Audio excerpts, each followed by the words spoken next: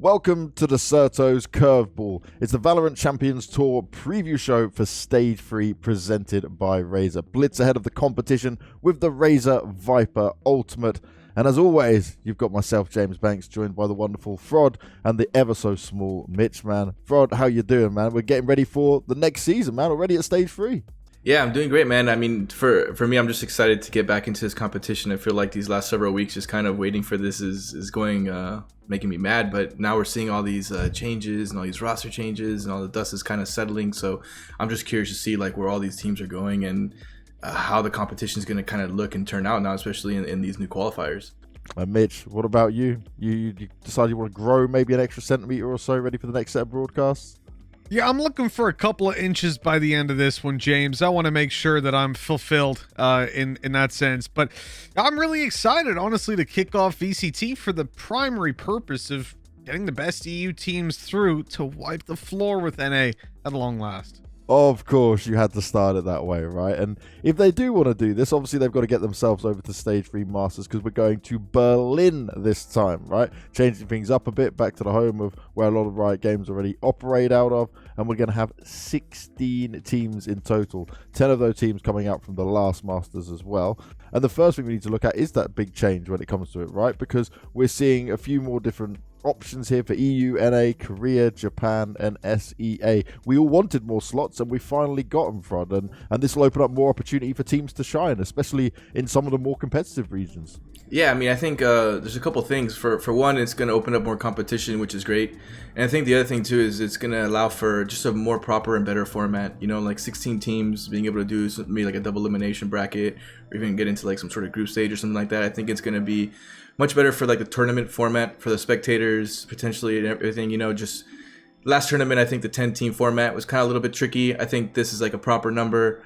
Not only does it open up more opportunities, especially for some regions like maybe NA, EU, that have more and more in competition, bring out some different styles and different elements, but I think this is just going to be it's the right kind of size tournament that you want to see, especially when you're talking about something on a global scale like this. And I'm very excited to see this, especially, you know, all these teams in one big competition. For me, I'm quite excited that we get 2 Korean teams getting a chance to come through. Yeah, that's going to be really exciting because obviously we've seen a couple of upsets there, and leaving the Giants out of a region is not something we want to do. So yeah, Korea having 2 spots, Japan as well, very same story for them with Crazy Raccoons coming in. Now we'll get a chance to see Absolute Jupiter perhaps, or maybe 2 brand new contenders because we just don't know where things are going. And that's the exciting thing about this, because I don't really want it to be a situation where we're going to look at the performance of one Masters and say, hey, well, let's take a slot away from them, give a slot to them. I think increasing everyone's is good, and at least keeping them the same to allow for these regions to grow in the early stages of the game. We're moving on to our showstopper here, where we get to have a look at the players to watch going into VCT Stage 3. And it's going to be our lovely showstopper presented by Razer, as always. And fRoD, I want to start with you. Are you going to just go the route of a player to watch from NA, or is there some other regions you're keeping your eyes on? I'm going to have to go NA because I know that Mitch is going to go EU. So I have to kind of represent for my side a little bit, you know what I mean? But I guess for me, I'm going to go a little bit unconventional in the sense that I'm going to go with Xeppaa. I think that he is a very talented player. I think C9 was just right there before being able to potentially qualify for Iceland. Xeppaa wasn't playing, and I think maybe at the time maybe he wasn't ready just yet. They also had Poise kind of doing the jet things, but I'm actually really excited to see Xeppaa play. I think that he was a rising talent in the NACS scene that came over, joined the top team, and I think that in this case, kind of riding the momentum of how well C9 did and what he could potentially bring to the table, kind of really curious to see how well they do, and I think that he's a player that everyone kind of wants to see how he performs, and everyone is hoping that he does well as well. Yeah, and actually an interesting point on Xeppaa, right? Obviously, you mentioned his CS time. He was one of the players that actually got a chance before he quit to play with some of the EU guys, right? Which, to me at least, says that his individual skill and the potential for him is quite high in that sense, because okay, yeah, he's now at VALORANT, but the fact that an EU team would maybe pick up a player from NA and actually let him have that chance, you know, when there is still so much, I guess, more talent at the moment within the EU seed, that speaks volumes to what he might have been able to deliver on. So yeah, I can get down with that. Certainly could be interesting. What do you make of Xeppaa, Mitch, before we go on to your pick?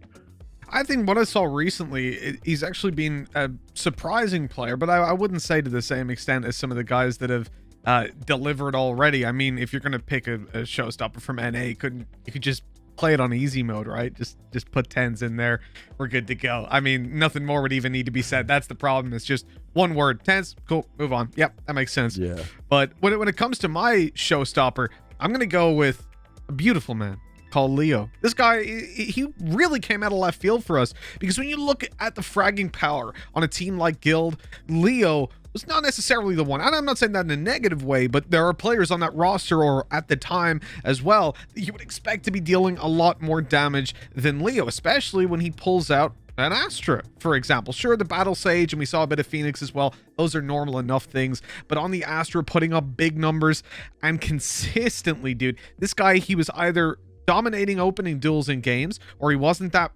excited for the early fights, and well, I think the least he had was like 8 duels anyways, but he would end up going in for clutches and putting them close to winning or winning almost every single time. I loved watching Leo play, and a player I'm definitely keeping an eye on now, with still changes to come on Guild. Who knows who their 5th is going to be? Could be pretty exciting. Maybe we see him at Leo, that is, go towards more of a duelist role. Maybe we'll get to see his Phoenix a bit more. Yeah, that's interesting, right? When we looked at Leo in the past, we weren't too sure what he might have been able to offer up for a team like Guild, because there was a lot of names on it. But I'm glad you mentioned it, right? Their change, and the fact that Draken's the one to go, I actually think does open up a lot more space. It opens up a lot more room for them, because for me, it wasn't like Draken so much like a bad player, but he was a very static player, I would say.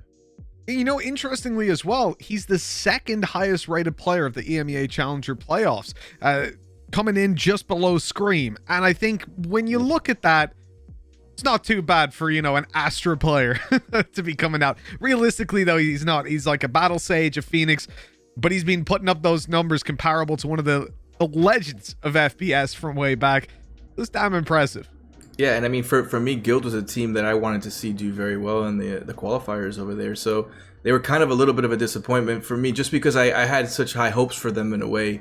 Maybe that was just because other teams kind of stepped up, but I think that Guild is a team that, you know, we're going to start seeing a lot of more from, and I think that, you know, with Leo, he's going to kind of show us that. Yeah, it'll be very interesting. All right, so you guys have given me your showstoppers for this one, and you're talking about moves here with Guild and the changes, but it has been a crazy amount of roster moves that have been going on, and one we need to start with here when we look at it is going to have to be this Heretics move, Mitch, because this wasn't just a light change. This was, you stay with one player from the starting roster. They even changed their coach out there as well. I think in terms of coaching, at least in experience, they've gone for quite a big upgrade, right, with Jonta coming through, obviously coming off the back from FPX. But I would say that right now, Heretics' rebuild is going to have to be oh so quick, because it's okay changing 1 or 2 players, but having 4 players change out, like, that means you've got to be pretty much starting from scratch. Yeah, the main problem when I look at this is every player that they lost was so valuable. Now, I don't want to discredit players that are coming in, like obviously Patatek and Artis, we all know them, but Monster Alorante in particular I had a close eye on, because he was playing with Jusu, who's an Irish player. And naturally, when there's an Irish player in VCT, I'm going to be watching it. And Alorant hit me as a very consistent player when I'm looking at Volvo Peak, so I definitely wouldn't want to discredit him. But back to the point, they have lost 3 of the strongest players in this game right now, in the market, like especially Nukie. That dude, I genuinely believe, and Tom never shuts up about it, he's going to be like top 5 in EU at least, because he's unbelievable. It's like untapped potential as well. You get him into a really nicely structured team. Love to see what players are like Kukos could do with him at his existence as he used to be known. But then like Pora as well, one of the best lurkers in the game, 100%, and they've gotten rid of him. Vova, enough said. I mean, these 3 guys, you do not want to be giving them away. So to me, this wasn't a move where Heretics said, look, I'm not even sure they thought they needed to make a change, first of all.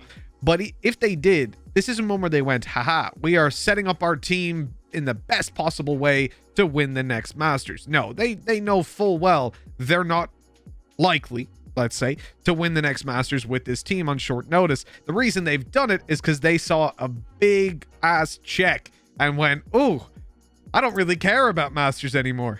Yeah, I'm glad you touched on that, mate, right? Because G2 must have splashed some cash to get those 2 names. Like, not only did G2 win in everything, Carlos is laughing all the way to the bank because he seems to like spending money anyway, right? It's no big deal to him. He's laughing all the way from the bank. That's the weird thing about Carlos. He's like bringing money to you. Like, makes no sense.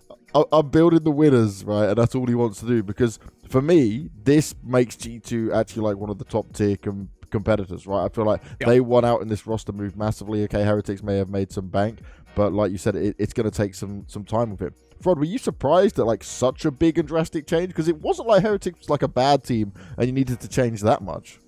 I mean, I wasn't surprised, I would say, because what happens is that G2 with Carlos, he wants to win so badly, and obviously they're one of the strongest organizations out there with the most money and wanting to spend it, that it just kind of, my mindset was, where are they gonna set their eyes on, right? And if they set their eyes on, say, the core of Heretics, then I mean, it's like they're gonna go. And G2 probably made out best in all of this simply because it's just there's such a good team now with all this talent coming in.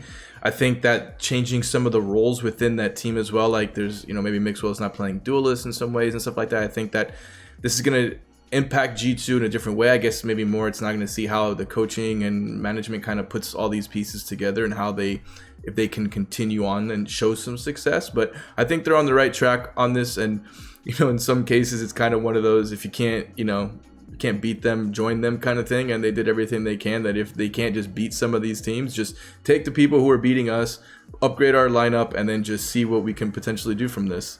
Now, Mitch, I've also got to ask you, man, about Nisao, because obviously there's many questions around him. He sits on this bench position. Do you reckon we're going to see him come back, or do you think maybe the controversy, the rumors, or however you want to put it? Because the one thing I did want to see is the games we've seen from Nisao where he's absolutely dominated. I wanted to see that kind of performance come onto LAN so he could put the kind of criticism that he could have been a cheater or an ex-cheater, right, to bed and show us that he's worth something. Yeah, I agree. I think seeing him at LAN definitely would have been a big thing. I mean, seeing any players at LAN in this day and age would be fantastic. But for Nisao in particular, like I would love to see him back because he was just such a great player. But because there's obviously a family health issue there, who knows? It's all down to the clock of time, the hands of time, whether or not we're going to see him return to this roster. But I will say that most teams would be pretty welcoming of a player with his skill. Then also, obviously, we've got to look at Ascend, right? Because Coldamenta goes over to G2. Zeke's gone to Ascend. Coldamenta, I know from the PUBG days, was a very solid player for sure. But I don't know. I wouldn't say he's massively... Like, he's a player to me where I look at him in the middle ground, fRoD. Like, I remember him. I know what he can do. But I wouldn't say he's lived up to the hype or potential. Yeah, I mean, when it comes to Ascend, I think that they were a team that was definitely starting to make strides. It's just... it just really depends, like, where all the dust settles. I mean, with the EU, it kind of seems like right now that the several top teams are very defined, and then these teams right now, they're fighting to just break it into the top 3 or 4 of their region. So I'm kind of curious to see which one of these teams is going to come out the strongest from all of this. But to be honest, it's getting a little bit wild out there, just like equally as it is over here in NA, right? Like, there's so many roster changes that are potentially happening here, rumored that are going to be happening here, that I think it's just one of these things that we're all going to have to wait and see, because everyone's doing everything they can to qualify. Now, they've opened up an extra spot in some of these regions to be able to have an extra opportunity. I mean, teams are going all in on these opportunities, and I'm really curious to see where this all goes.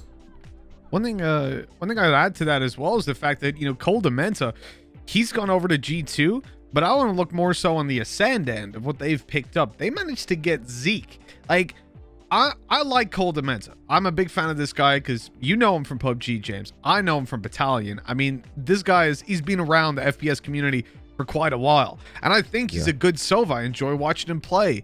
But Zeke is an upgrade on the majority of players within EU. He's another one of those contenders for that top 5 spot.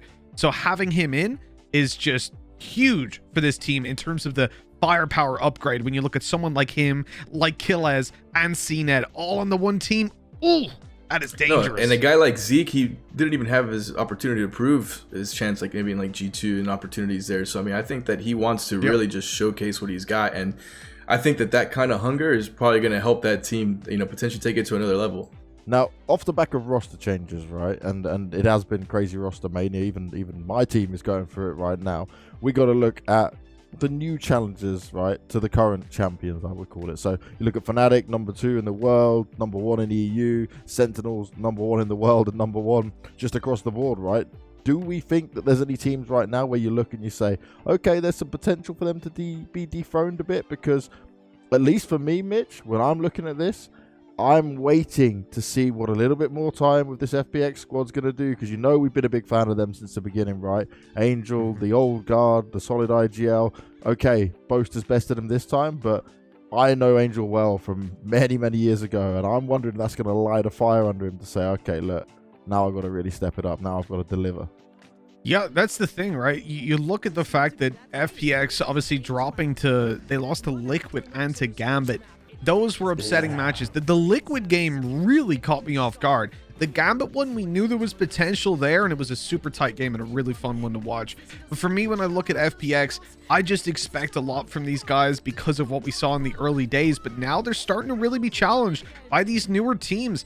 And this is the point where they've got to prove their mettle, or we might see a couple more of those changes, roster changes, coming onto that team. Definitely a contender for that spot. I think G2, who we've just touched on, could be dethroning Fnatic in the near future as well. And obviously, Liquid, with the fact that they have done it, they've beaten Fnatic consistently up until the last match that they played. They're also looking like a pretty hot product right now. So I think there's a big brawl in the EU scene for that number 1 spot. You can even bring teams like BDS and Guild into the conversation potentially. Now, I want to get it from you, fRoD, to start with, and then I'll ask Mitch. If you had to pick like one team in EU that could potentially overtake Fnatic, who you think is going to be the closest, which one are you going to go with? I think that G2 is going to be that team, or even Gambit. I'm kind of torn between the two, simply because I think that Gambit was one of those teams that was right on that cusp of being able to break that. And then G2, I think these roster changes are really going to improve their roster quite a bit. Well, look, I got to say, a team like, well, when you have these fresh changes come in, I'm always going to be cautious in commentating, but I do think that G2 have done a fantastic job of building a Goliath now to potentially come up there. But I do think they'll need that little bit of time. So they would be like my crazy pick to come up and upset. But yeah, FPX, Gambit, and obviously Liquid. I don't know if we'd call it like overthrowing them because they're so close right now. So from outside of Liquid, yeah, FPX and Gambit are the teams that within EMEA I can see really doing some damage towards this Fnatic squad if the stars align. Now we've got to move on to North America as well. Sentinels sit at the top. I had the chance to do some nice interviews with both Shazam and Tens, and one thing I got from that, fRoD, was that these guys know that this is only the beginning of the work, and I don't feel like, personally to me, there may be some teams that can get close, they might be able to challenge them a bit, but I don't think any team is going to have a little, like a real big chance of taking over them anytime soon, just because I felt how motivated and hungry they were. I felt how they were sat on this position where they go, okay, we've done this, but we want the rest of it.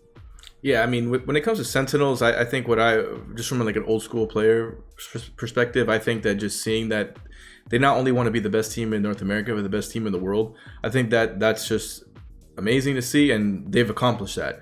They also know that it's hard to get there and to stay there. So for them putting in all the effort now to stay there, I think that they're going to do a good job of that. So I think it's more of seeing what teams can challenge them in the sense of what teams can be in that top 3, what teams, you know, in a sort of any given Sunday type moment might be able to kind of beat them.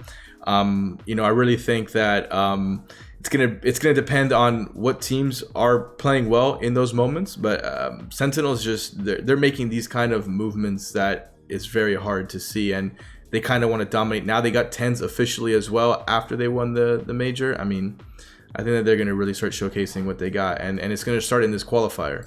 And who do you think is going to be the closest team to maybe being able to dethrone them? Because I don't think they're going to be dethroned. I think you're kind of saying the same thing. But who might be the best chance of it? Or are we going to have to wait for some more roster moves, maybe? Yeah, I mean, I think that, so my team that I would have to pick for that is going to have to be Ambox, simply because they have a good bit of firepower. They were a team that was on the rise. They have a good staff around them, good coach, good analyst. They do like to play also with everything that's involved in the meta. They're not afraid to change things up on you. So I think that they're the kind of team that's kind of setting themselves up in the right way to compete, you know, in like in a long tournament, because these qualifiers, many qualifiers, so you're gonna have to go through different styles, different teams.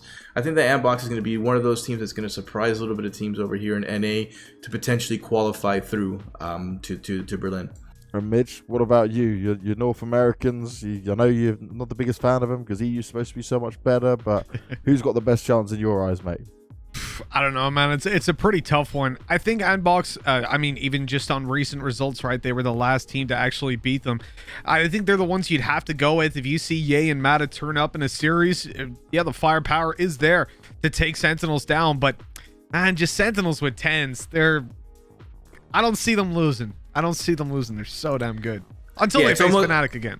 It's almost like I want to clarify that this is like who's fighting for the second spot. You know what I'm saying? Like Sentinels is such a clear-cut favorite in this region and even in the world that it's kind of like you got to put them on a different. You almost have to take them out of that sort of NA standing now, just so we can actually see where we stand, because they're just number one. You know what I'm saying? Like we're all fighting for two. You look at NA, there's 2 spots, not 3. I don't know why they keep saying there's 3. There's 2 for NA and there's 1 for Sentinels. It's a pretty simple system. Yeah, that is spot on. And one thing right with that, it's like Sentinels right now, they to me don't seem like they can be dethroned, but I think we all agree on EU that there is that chance for that dethroning to happen, right? There's enough teams hot on their heels, but we'll have to wait and see how it all goes with this. It's time for our bold predictions in stage 3. It's the Recon Bolt presented by Razer. When it comes to bold predictions, it's I'd say it's a tougher one this time around, right? More slots, more competition. Maybe there's some dark horses coming through, but we learn a lot from the previous side of things, Mitch. Yeah, of course we do. History doesn't always repeat itself. I'm going to say this time around that it's going to be Fnatic that wins EMEA overall. They're going to be taking the top spot in EMEA coming through Challengers. And to be honest, it's not that bold of a prediction. I'm pretty comfortable with it after their showing at Masters. But who knows? As we said, there's a lot of teams that can still come out and upset them a little bit. You really had to go for Fnatic as a supposedly bold prediction. That's such a cop-out. Yeah. That is a big cop-out. fRoD, we can't let him do this, can we? He's going to go Sentinels. He's such a fanboy. But no, I mean, for me, I'm going to have to go kind of what I was saying a little earlier. I want to say Ambox simply because what I've been kind of seeing from their side, what they were doing, they fell short, unfortunately, qualifying. They did lose, I think it was to 100 Thieves and V1 respectively, just 2 losses straight. But at the end of the day, NA sort of fighting for that side is kind of tight. And I think that Ambox is one of those teams that, like I said, has firepower, strategy, and that sort of element of surprise that they could potentially bring in. You know, because when you have someone like, for example, like someone like Ye, he's an extremely talented player. You know, he's one of those guys that I think a lot of the players in the scene respect what he can do in the server. He has that sort of Scream-esque in him in the sense that he can play the jet main. Like, it really almost doesn't matter what agent he's playing. He's fragging out, he's doing the role, and I think that kind of selflessness coming from your more talent, like, you know, your big firepower is going to add a lot to the team. And then when you have Mata and everybody else, I think it's just gonna it's a good mix that I think that people are gonna, you know, be able to watch a little bit and kind of see them go through a little bit more. Well, do you know what, Mitch? I'm going to make you happy and just lead with some more bias in this. My poll prediction is going to be Alliance, of course, you know. Oh, God. Take everyone down. We're on boot camp I'm right going to get now. some angry messages now for not saying that, aren't I? That's it. I got told the other day, don't you dare ever predict against us. So yeah, I think I'll switch my vote as well. Alliance going to win Masters 3. There we go. Mitch knows what's up. That's what I'm talking about. All jokes aside, though, it has been another fun episode of Curveball here from Deserto, presented by Razer.